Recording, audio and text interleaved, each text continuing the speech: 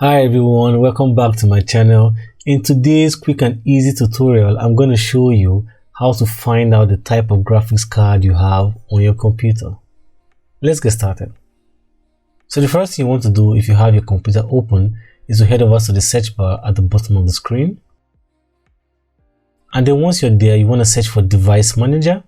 But as you can see right now, I have mine already here, so I can click on this.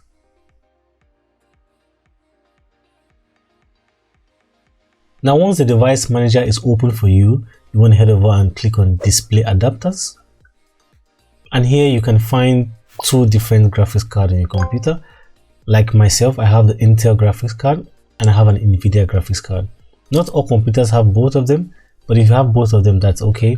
But your main graphics card is going to be the second one, which is the NVIDIA or AMD, whichever graphics card you have on your computer. So if you need the specification of your graphics card, this is where and how you can easily find this. Alright guys, that's all for this quick and easy tutorial. If you found the video helpful, don't forget to smash the like button. And if you enjoy tutorials like this, don't forget to subscribe to this channel. Hope to see you guys in the next one. Have a great and wonderful day.